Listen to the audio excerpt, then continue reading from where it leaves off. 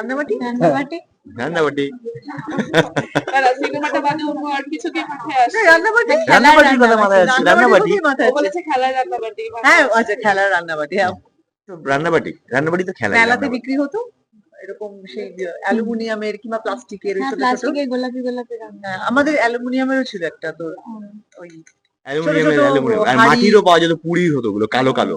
ও আমি মাটিরটা দেখিনি মানে আমার মানে আমি ছিল তো না। ছবি বিশ্বাসের সময়কার মানুষ, আমি অনেক দেখেছি আরে ঠিক আছে পাঠ করতে তো দেখিনি তোমাদের একসাথে করিনি, তখন চান্স পেতাম না, ওই জন্যই তো বলে তিনি স্ট্রাগল করেছে। ঠিক আছে লিজা সরি লিজা আচ্ছা, শুরুতেই যেটা দেখা যাচ্ছে যে মাছের ঝোলের কনসেপ্ট, বিভিন্ন জিনিসগুলো দেখা যাচ্ছে, পার্ট টু লোকে মনে করবে, সেই জিনিসটা একটু দর্শককে যদি বলে যায় যে পার্ট টু কিনা বিষয়টা। পার্ট টু ঋতিক দা তুমি তো মাছের ঝোল না করেছো দেখো, মাছের ঝোলের যে চরিত্রটা, সে একজন পৃথিবী বিখ্যাত শেফ ছিল, শুরুতেই লোকে বুঝতে পেরে যাবে যে এটা পার্ট টু নয়। তারপরেও যিনি বুঝতে পারবেন না, তিনি পার্ট টু দেখে আসবেন, দেখবেন, দেখে বুঝবেন পার্ট টু নয়। কাজেই আলাদা করে আর কি বলবো।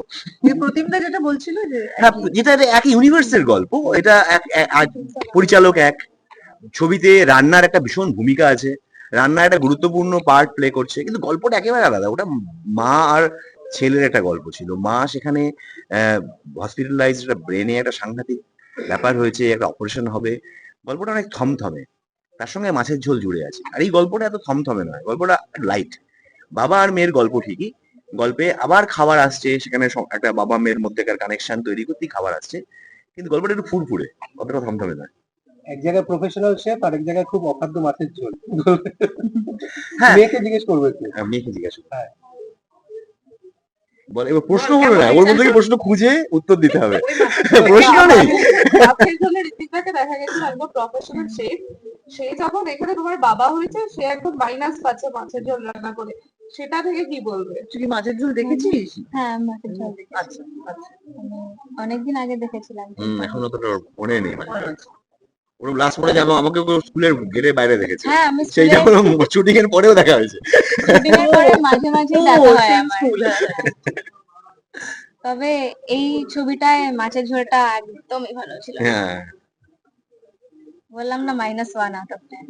এবং সোহিনী থেকে যদি প্রশ্ন করতে, এখানে তুমি প্রফেশনাল শেফ যে রান্না শেখাচ্ছ, তোমার কি মনে হলো যে ঋতিকদার সাথে একদিন কম্পিটিশন করা দরকার রান্নার?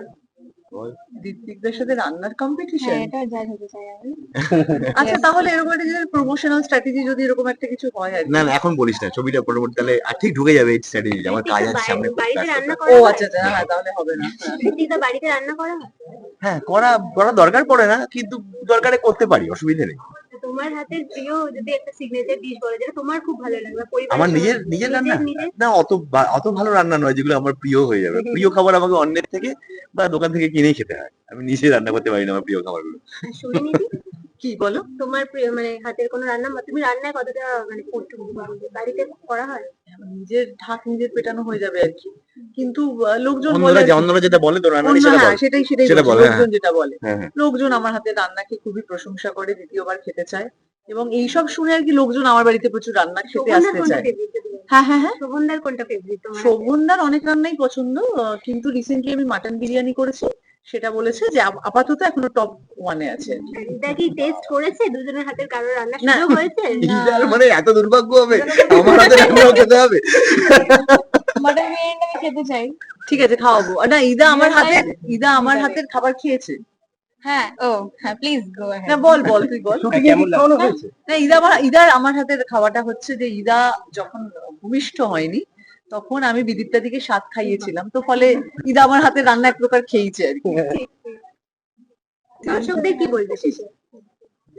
দর্শকদের কি বলবে? দর্শকদের বলবো, আচ্ছা আমরা তো বহুবার বহু কিছু বলেছি তুই দর্শকদের, বল দর্শকদের কি বলবি, আজকে ইদা ইদা বলবে। বল তো কি বলবি দর্শকদের। মোহর বলুক। আমার তো ট্রেলারটা খুব ভালো লেগেছে, আমি আশা করছি তোমাদেরও ভালো লাগবে, এবং 7 তারিখ যেন সবাই আসে প্লিজ, সবাই হ্যাঁ সবাই আসবে 7 তারিখ, আর তারপরে যত শো হবে হাউসফুল চাই, হাউসফুল চাই নাকি? হাউসফুল চাই, যদি হাউসফুল না হয় আমি বুক করে নেবো।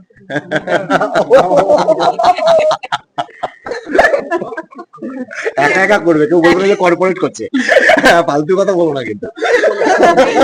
চরিত্র আমি এটুকু বলতে পারি, আমার ধারণা ওর সাথে বেশ কিছু মিলও আছে, আবার খুব ডিফারেন্ট কিছু কিছু দিক দিয়ে। তো দেখা যাক দর্শকের কেমন লাগবে। আমারও একই কথা, মিলও আছে ডিফারেন্সও আছে, তবে দেদে মিল মানে বলছে আমিও বেয়াদব, জেনে রাখো।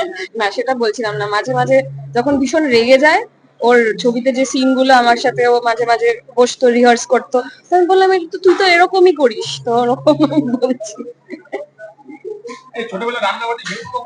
রান্নাবাটি খেলতাম, মানে আমি ওর থেকে কম্পারেটিভলি একটু বড় বলে যতদিনে ওর রান্নাবাটি খেলার বয়স হয়েছে আমার একটু বয়সটা পেরিয়ে গেছিল, কিন্তু তাও আই ইউজ টু ইন্ডালজ, খেলতাম। আর এখন আমরা আসলে রিয়েল রান্না লাইফ, করি, হ্যাঁ একটু প্রচুর রান্না বান্না নিয়ে এক্সপেরিমেন্ট করি। হ্যাঁ যখন সময় পাই, এটা আমাদের খুব ফেভারিট পাস টাইম, মানে favourite activity to do cake together. Brownie এসব বেকিং করি, খুব এক্সপেরিমেন্ট করি।